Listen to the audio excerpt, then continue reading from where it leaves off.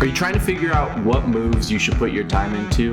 Well, I've gone through a lot of matches at ADCC and IBJJF, and this is what I've found to be the top 3 most effective moves all beginners should learn. So my number 1 and 2 spot, I think they could be kind of switched, and if you look at the stats, ADCC, you'll notice that depending on the time frame, one is better than the other. So let's just get into number 1, and that's heel hooks. Now look, you might be saying to yourself, I was told I can't do heel hooks as a beginner, and that's pretty common. But if your goal is to be good at jiu-jitsu at the highest level and you're going to ignore the best submission under 3 minutes, then you're pretty much an NPC.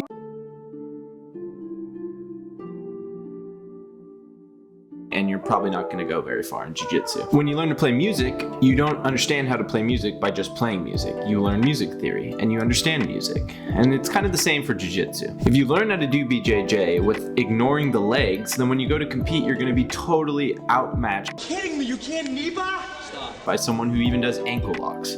I saw this a bunch in my starting career. Why would you ignore 50% of the human body? I pretty much rode the ankle lock to victory everywhere. Nice. And it worked because for some reason beginners aren't supposed to practice leg entanglements, which I think is absolutely stupid. Now let's talk about the heel hook itself. Well, yes, a heel hook is dangerous and it can blow up your knee, and everyone says it breaks your foot.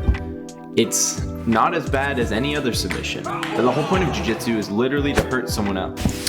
Heel hooks also have this hidden benefit where if you're not very good at the attack, it can actually be turned against you. So it's going to make you focus on understanding the mechanics more. Why is understanding the mechanics of a move so important? Well, it's going to teach you how to use the move in almost any position. Another reason, if you've seen any of my shorts, is it teaches us how to use single leg X and Ashi.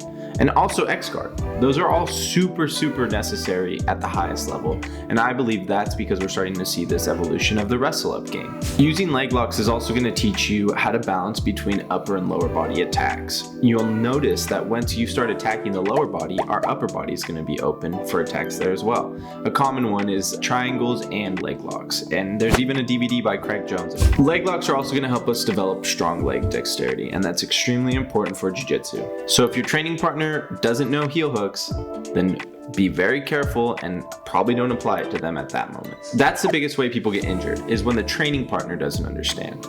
Use them as a way to practice controlling the position, using X guard, doing sweep. So number 2 is the rear naked choke. And the reason I think that this and the first one can be switched is because of the data that we found. After 3 minutes, the rear naked choke is the number 1 submission, before it's the heel hook. It's also a very easy submission to learn. Just like the heel hook, when we learn the rear naked choke, we also learn a lot more aspects of jiu-jitsu, such as things like controlling cross body, hand fighting.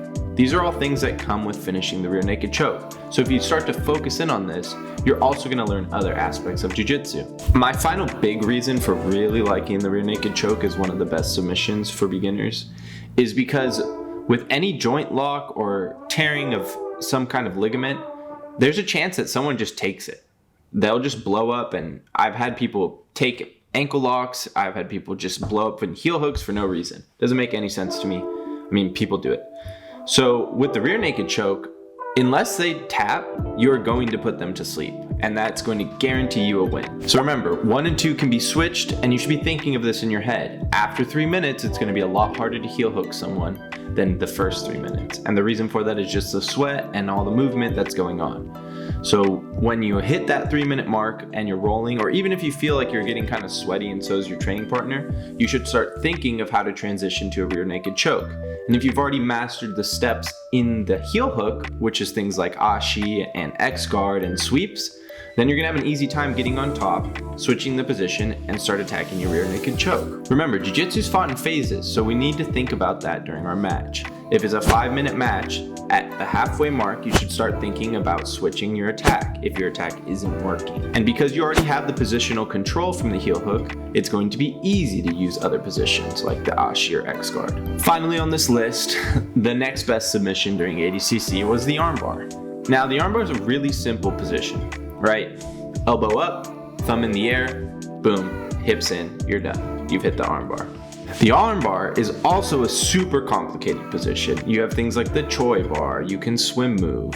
There's all these options to get to the armbar. But it's a classic, and it's worked for years. And the fact that it's seeing that rise in ADCC right now shows that it's an extremely effective move. We had one of our competitors who won Master Worlds. He took gold by finishing an armbar by putting his hand behind someone's elbow and pushing their arm.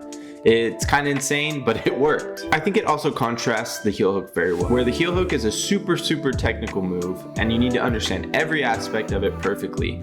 The armbar is a lot easier to just kind of throw and hope and pray, right? We see Mika Galvao, he's developed this flying armbar where he's underhooking off of a collar tie and then he shoots the armbar. So with these 3 submissions, if you really do start to understand them, what's gonna happen is you're gonna have 3 attacks that you're well versed in. And these 3 attacks can be hit from any position. We have one of our attacks from the back, we have an attack to the legs, and now we have an attack to the upper body from the front, or our guard attack. So let's mix these in and start to study these. Now if you're interested in tracking this, I have a 16-week planner linked below.